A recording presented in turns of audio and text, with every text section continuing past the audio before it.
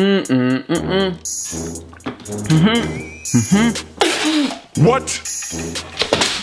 Baloney. Hello? My personal Pokemon trading card game distributor that I don't really have? What's that? Yes, I would like to make an order for 1 million Unbroken Bonds booster boxes. Okay, perfect, thanks, bye. Just so everyone knows, that took about 3 or 4 takes and there is water everywhere. Use Pikachu here to dry off that mess. Sorry, Pikachu. Thanks, buddy. What is going on, my fellow poke enthusiastic elite geeks? Trainer Trey here, coming at you from my Pokemon cave, aka my Office of Awesomeness. And on today's episode, I'm not going to be opening up any packs or anything like that. Who am I kidding? Maybe we'll see if we can get a rainbow rare Charizard at the end of this. Anyways, instead, today I more or less wanted to shed some light on something that's all the talk of Pallet Town, if you know what I mean. Pokepuns, you know? I just want to touch base on something that's been brought to my attention multiple times already. I've also seen numerous amounts of fellow content creators talk about it or briefly make mention of it. Just kind of wanted to share my informative poke opinion. It's 60 seconds into the video already and we don't even know what you're talking about. Maybe I'll put it in the title to help. I'm talking about this super spicy set right here. Oh yeah! Now, since Unbroken Bonds is like the hottest set to come out since Sliced Bread, and by Sliced Bread I mean Burning Shadows. And why is that, you might ask? Well, let's just say it might have something to do with these two things right here, which I sadly do not have either in my possession anymore. I pulled this one and I traded it off before it spiked to around $400, like a total Idiot. Anyways, for anybody who's involved in the Pokemon trading card community, you know right now that Unbroken Bonds is pretty much one of the hottest sets to come out in the last little while. Full of some super hot fire. They have sold the most of this set out of any other set comparatively in the last, I don't even know how long it said. I'd have to pull the information up. A long time. And with that said, there's evidently a possible new trend for future print runs, quote unquote. So essentially, guys, that's what I wanted to briefly discuss with you today and just kind of share my poke opinion on this out of print hoopla that everybody's talking about in regards to Unbroken Bonds. Okay? All right. Now, before I continue on, I just briefly wanted to make mention that all the information that I'm about to present to you guys is actually derivative from a website called www.pokebeach.com. Your ultimate Pokemon fan site. So if you guys want to read up on the details yourself a little bit more, go and check out www.pokebeach.com. Take it with a grain of salt. This is merely my personal poke opinion and me reading some information online. So save your pitchforks and your torches for somebody else.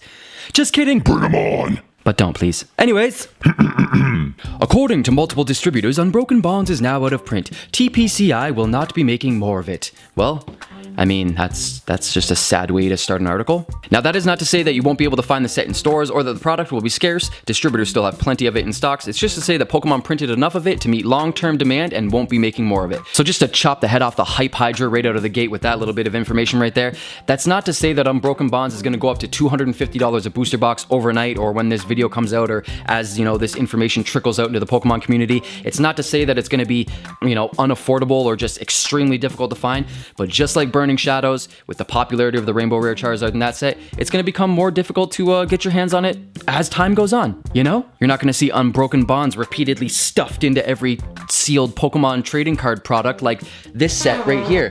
I can't even look at it anymore. I don't even want to say its name.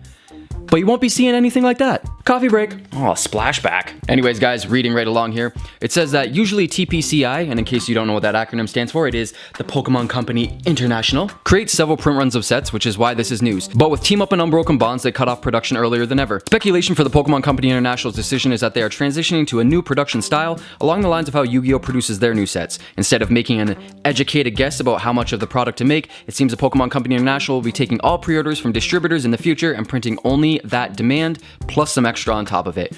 Then once the set is printed, that's it. Moving forward, I think that's less like excess cardboard just floating around there out within the trading card communities that just nobody realistically wants. I think it creates more of a demand for collectors. I think it's actually going to help retain the value of a lot of sets and boxes because there is a minimal amount of printing. And I also think that I'm just rambling on and I could be totally stupid and incorrect in every aspect of this. Or I'm a total genius.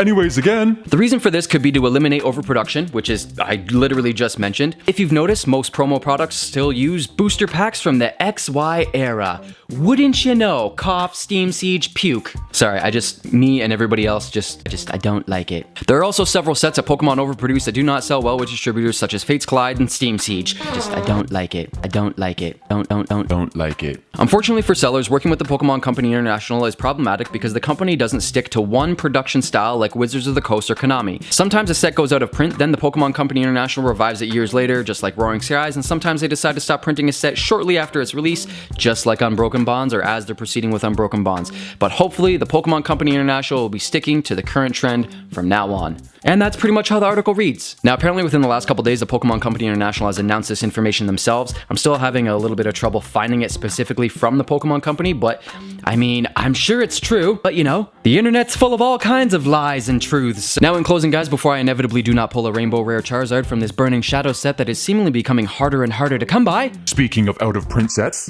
I'm simply going to end by saying this, guys.